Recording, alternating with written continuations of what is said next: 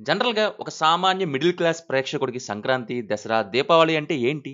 కొత్త బట్టలు, పిండి వంటలు, ఇంటికి వచ్చే బంధువులు, ఫెస్టివల్ సెలబ్రేషన్స్. ఇంకా అందరూ కలిసి థియేటర్‌కి వెళ్లి ఒక మంచి సినిమా చూసి ఎంజాయ్ చేయటం. కానీ మన టాలీవుడ్‌లో ఉన్న ఆ నలుగురు, ఐదుగురు సిండికేట్ పెద్దలకి పండగ సినిమా అంటే ఏంటో తెలుసా?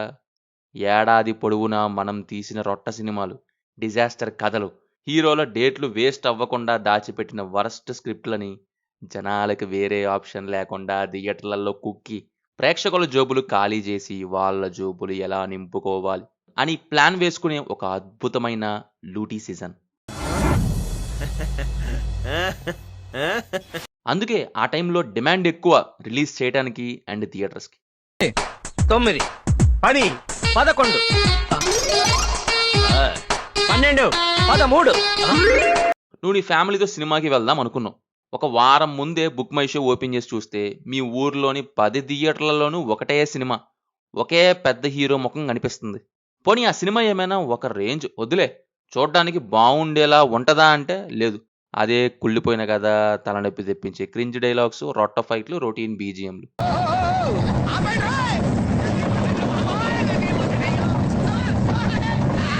పోనీ ఆ దారుణం చూసే ఓపిక లేదు. పక్క థియేటర్‌లో ఏదో చిన్న సినిమా ఉంటది కదా! దానికి వెళ్దామని చూస్తే, ఆ సినిమాకి సాధారణ ప్రేక్షకులకి సాధ్యం గాని టైమింగ్ అయిన ఎర్లీ మార్నింగ్ 7:30కో లేదా నైట్ 11:45కో ఒక్క షో మాత్రమే ఉంటది. అది కూడా స్క్రీను, స్పీకర్‌లు సరిగ్గా పనిచేయని కార్నర్ థియేటర్‌లో. ఇప్పుడు ఏమనిపిస్తుంది తెలుసా ఆ పర్సన్‌కి? మేము 300 నుండి 400 ఒక్కో పర్సన్‌కి టికెట్ కొనుక్కున్నప్పుడు, రూ. 150 పెట్టి సమోసా డ్రింక్ కొనుక్కుంటున్నప్పుడు, 400 పెట్టి పాప్‌కార్న్ కొంటున్నప్పుడు, మాకు ఏ సినిమా చూడాలో ఎంచుకునే కనీస హక్కు లేదా? మేము కష్టపడి సంపాదించిన డబ్బుల్ని మీరు ఏమాత్రం లెక్క చేయకుండా, ఆలోచించకుండా తీసిన ఆ ఫేక్ ఎలివేషన్‌లకి, రోత క్రింజ్ అల్ట్రా ప్రో మాక్స్‌కి మాత్రమే ఎందుకు తగలబెట్టాలి అని అనిపిస్తది. మీకనిపించిందా? Welcome to movie matters.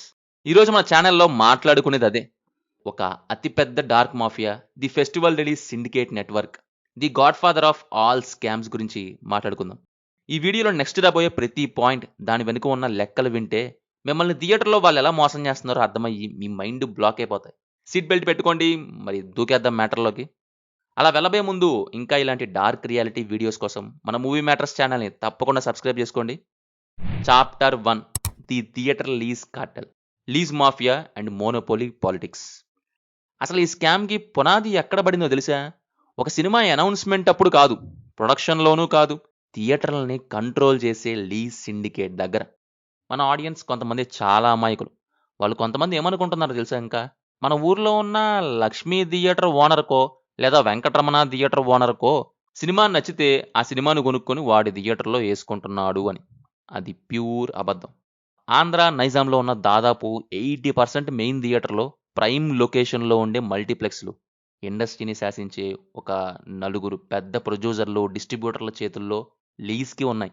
వీళ్ళేం చేస్తారంటే, ఊర్లో ఉన్న సింగిల్ స్క్రీన్ థియేటర్‌లో ఓనర్ల దగ్గరికి వెళ్లి, "నీకు థియేటర్ మెయింటెనెన్స్ తలనొప్పి ఎందుకు? నెలకి 2,00,000 3,00,000 ఫిక్స్డ్ అమౌంట్ నీ అకౌంట్‌లో వేసేస్తాం. థియేటర్‌లో మాకు రాసిచ్చేయి" అని 10 ఏళ్ళు, 20 ఏళ్లకి లీజులు రాసుకుంటారు. దీనివల్ల ఏమవుతుందంటే, ఆ థియేటర్ ఓనర్‌కి తన సొంత థియేటర్ మీద రూపాయి హక్కుండదు. ఇంకొంతమంది పర్సెంటేజ్ షేరింగ్ మీద మాట్లాడుకుంటారు, అగ్రీమెంట్ చేసుకుంటారు. సో, ఇప్పుడేమైద్దంటే, ఆ లీజ్ తీసుకున్న ఆర్ అగ్రీమెంట్ చేసుకున్న సిండికేట్ పెద్దలు ఏ డబ్బా సినిమా వస్తే ఆ థియేటర్‌లో అదే ఆడాలి. తప్పకుండా తల తిప్పకుండా చూడాలక్కడ. ఇక పండగ సీజన్ రాగానే ఆ సిండికేట్ బ్యాచ్ అంతా ఒక సీక్రెట్ రూమ్‌లో కూర్చొని మీటింగ్ పెట్టుకుంటారు. వాళ్ళ జేబుల్లోంచి ఒక 3, 4 పెద్ద సినిమాలొస్తుంటాయి. ఈసారి సంక్రాంతి నైజాంలో ఉన్న టాప్ 200 థియేటర్లు నీకు, ఆంధ్రాలో ఉన్న 300 థియేటర్లు నాకు. మిగతా చిన్న సినిమాలను అస్సలు రానివ్వద్దే అనే ముందే అగ్రీమెంట్లు రాసేసుకుంటారన్నమాట. ఎంతకి తెగించారా? నన్నే కిడ్నాప్ చేయాలని చూస్తారా? ఏంట్రా అర్సాకు? ప్రొఫెషనల్ గా నీకంటే పాపులర్ అవుతున్నానని తెలిసేతోటి దీన్ని బిజినెస్ అనరండి, మోనోపోలీ అంటారు. నా దందా అంతా వడ్డీ మీద చక్రవడ్డీ, చక్రవడ్డీ మీద భూచక్రవడ్డీ, భూచక్రవడ్డీ మీద విష్ణు చక్రవడ్డీ, ఇలాంటి 1,90,000. నువ్వు ఎంత మంచి కథతో సినిమా తీసినా ఆ నలుగురు పెద్దల పర్మిషన్ లేకపోతే నీ సినిమా థియేటర్ లాక్ ఓపెన్ చెయ్యలేదు. కొన్నిసార్లు మటుకు ఇది సాధ్యమైంది, అది ప్రేక్షకుల వల్ల. ఇక్కడ ఎగ్జిబిటర్ల పరిస్థితి ఎలా ఉంటదంటే, వాళ్ళకి సినిమా నచ్చకపోయినా, జనాలు రాకపోయినా సరే, పైనుంచి ఆర్డర్ వచ్చింది కాబట్టి ఆ డబ్బా సినిమానే రోజుకు 4 షోలు వేసి నడపాలి. ఎందుకంటే వాళ్ళు ఆల్రెడీ సిండికేట్కి అమ్ముడు పోయారు కాబట్టి. వచ్చింది నిజమేనా? ఇచ్చాను. That's all, Your దేశానికి Honor. మంచి జరుగుతుందన్న ఉద్దేశంతో. I was cornered. I was helpless. ఇది మీరు చాలా సందర్భాల్లో విట్నెస్ చేసే ఉంటారు. ఒక సినిమా రాడ్ అని ఫస్ట్ డేకే డిక్లేర్ అయిపోద్ది. మంచి స్క్రీన్స్ అన్నిటిల్లో అదే ఆడుతూ ఉంటది. ఒక 3 రోజులైనా సరే, వారమైనా సరే ఇంకా ఆడుతూనే ఉంటది. గుడ్ ఫిలింకి వెళ్ళవు ఆ screens. Chapter 2 the festival date war. చిన్నప్పటి నుంచి ఒక మాట వింటూ పెరిగాం. సంక్రాంతికి సినిమా అంటే పండగ, దసరాకి థియేటర్ అంటే ఊరి జాతర. కానీ ఇప్పుడు పండగ సినిమా ఎంజాయ్మెంట్ కంటే ఈగో వార్స్ ఎక్కువైపోతున్నాయి. అసలు ఎప్పుడైనా గమనించరా, ఒక సినిమా షూటింగ్ ఇంకా 40% కూడా పూర్తి అవ్వదు. కథే సరిగ్గా రెడీ కాదు, సీజీ ఇంకా అసలు మొదలే పెట్టరు. కానీ రిలీజ్ డేట్ మాత్రం 2 సంవత్సరాలకు ముందే బ్లాక్ చేసేస్తారు. ఈ సంక్రాంతి మాదే, ఈ దసరా మా హీరోది అని, దీపావళి మాకే, బాంబులు పేల్చేది మేమే అని కాలర్ ఎగరేస్తారు.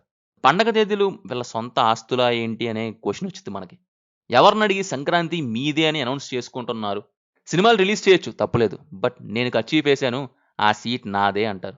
మరి కష్టపడి అందరినీ దాటుకొని క్యూలో ఉండి ఎక్కినోడి పరిస్థితి ఏంటి? ఆడు ఈపినా? అసలు ఇక్కడ నడిచే డేంజరస్ గేమ్ ఏంటి తెలుసా? వీళ్ళు ఆడియన్స్కి ఫెస్టివల్ ఎగ్జైట్మెంట్ అమ్మట్లేదు, ప్యూర్ డామినెన్స్ అమ్ముతున్నారు. ఒక హీరో ఫ్యాన్స్కి ఏమని ఫీడింగ్ ఇస్తారంటే, ఈసారి ఇండస్ట్రీ హిట్ మనదే కావాలరా అని. ఇంకో హీరో ఫ్యాన్స్కి వాళ్ళ రికార్డ్స్ మనం కొట్టాలి, మనోడి థియేటర్లని ఎగరేయాలి అని. 100 days ఎన్ని, 175 ఎన్ని, 300 days ఎన్ని చెప్పండి రా. కుమ్మేస్తారా cinema? Sir. Super duper and sensational hit. మరి సినిమా, కథ, రైటింగ్, ఎమోషన్ ఇవన్నీ అసలు పట్టించుకోరు. అవి మధ్యలో ఎక్కడో కుళ్ళిపోయి చచ్చిపోతున్నాయి. ఇప్పుడు సిచ్యువేషన్ ఎలా ఉందంటే, ఒక సినిమా రిలీజ్ డేట్ అనౌన్స్ అయ్యాక జనాలు ట్రైలర్ గురించో కంటెంట్ గురించో మాట్లాడుకోవట్లేదు. ఎన్ని థియేటర్లు దొరికాయి, ఎన్ని షోలు పడుతున్నాయి, టికెట్ రేట్ ఎంతకు పెంచుతున్నారు, ఎంత పెడుతున్నారు, మొదటి రోజు ఎన్ని కోట్లు వస్తాయి, ఎన్ని రికార్డులు బ్రేక్ అవుతాయి, ఇదే డిస్కషన్. అంటే మన వాళ్ళకి సినిమా ఒక సెలబ్రేషన్లా లేదు, దలాల్ స్ట్రీట్లో నడిచే స్టాక్ మార్కెట్ బ్యాటిల్లా చేశారు. ముఖ్యంగా ఓల్డ్ ఫ్యాన్స్. ఈ జనరేషన్ యూత్ ఫ్యానిజంకి కొంత దూరంగానే ఉన్నారు. సినిమాల్ని సినిమాలాగే చూస్తున్నారు. కానీ ఒకప్పటి యువత, ఇప్పుడు అంకుల్స్గా అయిపోయిన బ్యాచ్ మాత్రం స్టిల్ ఇంకా ఆ బానిసత్వంలోనే ఉంది. అదే ఆ మాఫియాకి హెల్ప్గా మారుతుంది. మనోడు, మన సినిమా, మనదే అంతా అనే వాళ్ళు అంటారు. వీళ్ళు కూడా ఏదో ఫెస్టివల్ వీళ్ళ ప్రాపర్టీ అన్నట్టు, ఎస్ మనదే అంతా అని సంతకం చేసినట్టు మాట్లాడేస్తారు. Chapter 3 the structural murder. చిన్న సినిమాల్ని చంపేయటం. సరే, చూశాక ఎలా ఉందో చెప్పడం వేరు, వెళ్ళాలా వెళ్ళకూడదా అనేది వాళ్ళ ఓన్ డిసిషన్. వెళ్ళొద్దు అని థియేటర్ల గేట్లు ఏమీ క్లోజ్ చేయట్లేదు. వెళ్ళాలనుకుంటే ఎవరైనా వెళ్ళొచ్చు.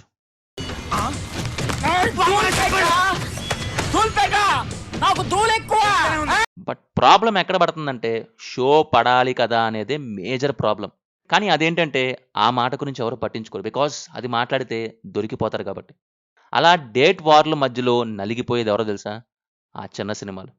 ఇప్పుడు ఒక చిన్న డైరెక్టర్ లేదా ఒక కొత్త ప్రొడ్యూసర్ ప్రాణం పెట్టి ఆస్తులమ్మి ఒక అద్భుతమైన సినిమా తీశారు అనుకుందాం. వారం 2 వారాల క్రితం ప్రివ్యూలు చూసిన వాళ్ళు మైండ్ బ్లోయింగ్ కంటెంట్ రా బాబు, ఈ సినిమా బాగుందని అంటుంటారు. మూవీ టీం వాళ్ళేమో పండగ సీజన్లో జనాలు థియేటర్లకి గుంపులు గుంపులుగా వస్తారు కదా, ఎలాగో మన సినిమా కూడా 4 పైసలు చేస్తుందని నమ్మి ఆ సినిమాని రిలీజ్ చేద్దామని ఫిలిం ఛాంబర్కో లేదా డిస్ట్రిబ్యూటర్ ఆఫీస్కో వెళ్తాడు. అక్కడ వాళ్ళకి ఎదురయ్యే ఫస్ట్ షాక్ ఏంటో తెలుసా? ఆ డిస్ట్రిబ్యూటర్లో అతను అసలు ఏమాత్రం పట్టించుకోరు. ఏమయ్యా, మా దగ్గర ఆల్రెడీ 2 పెద్ద స్టార్ హీరోల సినిమాలు ఉన్నాయి, ఒక్కొక్క దాని విలువ ఎంతో తెలుసా? 100 కోట్ల బిజినెస్ జరిగింది, వాటికే థియేటర్లో సరిపోవట్లేదు. నీ చిన్న సినిమాని పట్టుకొని పండగకి వస్తే ఎలా? పోయి ఎగ్జామ్స్ టైంలోనూ రా, లేదా వర్షాలు పడే టైంలోనూ రా, అప్పుడు థియేటర్లు ఖాళీగా ఉంటాయి కదా, ఇస్తామని నవ్వి పంపించేస్తారు. ఒకవేళ ఆ చిన్న సినిమా ప్రొడ్యూసర్కి కొంచెం బ్యాక్గ్రౌండ్ ఉండి లీగల్గా గొడవ పడి థియేటర్లను సంపాదించినా వీళ్ళు ఆడే డార్క్ గేమ్ ఇంకోలా ఉంటుంది. ఆ చిన్న సినిమాకి ఇచ్చే థియేటర్లు ఎలా ఉంటాయి తెలుసా? ఊరికి ఎక్కడో చివర 20 కిలోమీటర్ల అవతల ఉన్న థియేటర్. ఏసీ సరిగ్గా పనిచేయదు, సీట్లు పాడైపోయి ఉంటాయి, బాత్రూమ్స్ గబ్బు కొడుతుంటాయి, స్క్రీన్ పాతదైపోయి బొమ్మ సరిగ్గా కనపడదు, ప్రొజెక్టర్ షెడ్కి వెళ్ళిపోయి డిమ్నెస్ అంతా పోయి లైట్ సరిగ్గా కనపడదు, తెర మీద మాటలు వస్తుంటే స్పీకర్లో బీజిఎం వినిపించిద్ది, యాక్షన్ సీన్లో బీజిఎం వస్తుంటే ఇక్కడ స్పీకర్లో మాటలు వినపడతాయి. అలాంటి డొక్కు థియేటర్ ఇస్తారు. పోనీ షో టైమింగ్స్ ఏమన్నా బాగుంటాయా? మ్యాట్ని లేదా ఫస్ట్ షో లాంటి ప్రైమ్ టైమ్స్ అన్నీ పెద్ద సినిమాలకే ఉంటాయి. ఈ చిన్న సినిమాకి మార్నింగ్ 7కో లేదా నైట్ 11:30కో ఓ షో వేస్తారు. చలికాలంలో సంక్రాంతి రోజున పొద్దున్నే 7ంటికి ఫ్యామిలీ అంతా లేచి ఏ సినిమాకి వెళ్తారండి? ఎవరైనా వస్తారా? ఎవరు రారు. ఇలా కావాలనే థియేటర్లని, షో టైమింగ్‌ని మ్యానిపులేట్ చేసి, ఆ చిన్న సినిమా ఓపెనింగ్స్ రాకుండా చేస్తారు. ఆ తర్వాత వచ్చి, "చూసారా? మేము ముందే చెప్పాం. ఆ సినిమాకి ఎవరు రారు" ऑलरेडी हमने बोल दिया అన్నట్టుగానే జనాలు రావట్లేదని 2 రోజుల్లో ఆ సినిమా థియేటర్ల నుంచి పీకేసి, మళ్ళీ వాళ్ళ రొట్ట పెద్ద సినిమాని అక్కడ తగిలిస్తారు. ప్రాబ్లం సాల్వ్ అవుతుంది. రేయ్ ఎంతకి తెగించారా? నన్నే కిడ్నాప్ చేయాలని చూస్తారా? ఏంట్రా అర్సాకు? ప్రొఫెషనల్ గా నీకంటే పాపులర్ అవుతున్నానని తెలిసేతోటి కథ కంటే కాంటాక్ట్లు, సిండికేట్ పవర్ ముఖ్యమని నిరూపిస్తున్న దారుణమైన స్కామ్ ఇది. ఈ స్కామ్‌కి బలైన సినిమాలున్నాయి. బరిలో దిగి తలదన్నిన సినిమాలు ఉన్నాయి. బట్ అక్కడ వీళ్ళు ఏది చెయ్యాలో అది మాత్రం పక్కాగా చేస్తారు. అందులో కొన్ని ఫెయిల్ అవుతాయి. మరికొన్ని థియేటర్స్ దొరికాక ఎదురీది మరీ గెలుస్తాయి. Chapter 4 MG agreements and returnable advance మాయాజాలం. ఇంకా క్లియర్‌గా చెప్పాలంటే ది ఫైనాన్షియల్ ఫ్రాడ్. ఇప్పుడు నేను చెప్పబోయే పాయింట్ వింటే మీ మైండ్ క్రాష్ అయిపోతుంది. అసలు థియేటర్‌లో దొరకడమే కాదు, ఆ దొరికిన థియేటర్ల వెనుక నడిచే ఫైనాన్షియల్ అగ్రిమెంట్స్ ఎలా ఉంటాయో తెలుసా? ఇక్కడే ఎంజీ మినిమమ్ గ్యారంటీ మరియు రెంట్ సిస్టమ్స్ అనే 2 మాయాస్త్రాలు వాడతారు. పండగ సీజన్‌లో ఒక చాలా పెద్ద హీరో సినిమా వస్తుంటే సిండికేట్ ఏం చేస్తదో తెలుసా?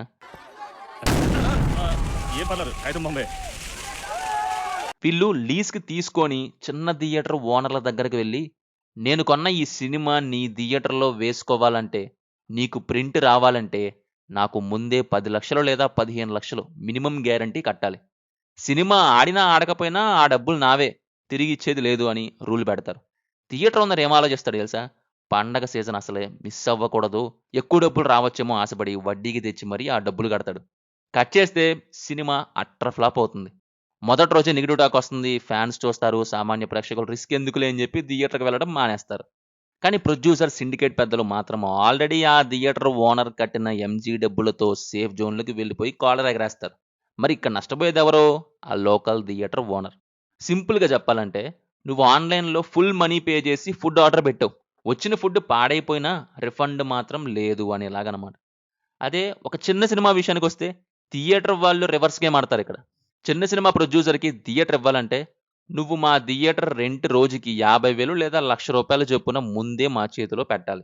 నీ సినిమాకి ఒక్క టికెట్ తగ్గకపోయినా మా రెంట్ మాత్రం మాకిచ్చేయాలి" అంటారు. అంటే చిన్న సినిమా వాడు థియేటర్ సంపాదించుకోవడమే కాకుండా వాళ్ళ జేబుల్లోంచి రెంట్లు కూడా కట్టుకోవాలి. ఇది సింపుల్‌గా చెప్పాలంటే, నీ ఫుడ్ స్టాల్ పెట్టుకోవాలంటే రెంట్ ముందే ఫుల్ పే చెయ్యి. అది సక్సెస్ అయ్యిద్దో లేదో తెలీదు. దీనివల్ల ఏమవుతుందంటే, కంటెంట్ ఎంత బావున్నా థియేటర్ రెంట్లు భరించలేని ఆ చిన్న సినిమా ప్రొడ్యూసర్లు వారం రోజుల్లోనే దివాలా తీస్తారు. ఇండస్ట్రీలో ప్రతి పండక్కి నడిచే ఈ ఫైనాన్షియల్ స్కామ్ గురించి ఏ పీఆర్ బ్యాచ్ కూడా నోరు విప్పరు. Chapter 5 collections versus reality. Poster డిజైనర్ల మాయాజాలం. ఇది మీకు తెలియంది కాదు. మామూలు మాయాజాలం కాదు, ఫేక్ పోస్టర్స్ స్కామ్ అనేది. అవన్నీ గ్రాఫిక్స్ రా. వాళ్ళు 172 వేశారు, నేను 90 వేస్తే బాగోదు అని 186 పోస్టర్ దింపుతా అని దింపిన సందర్భాలు కూడా ఉన్నాయి. అండ్ నిజంగా ఎప్పుడైనా థియేటర్ బయట పబ్లిక్ రియాక్షన్స్ గురించి ఆలోచించారో లేదో ఆ దింపేవాళ్ళు?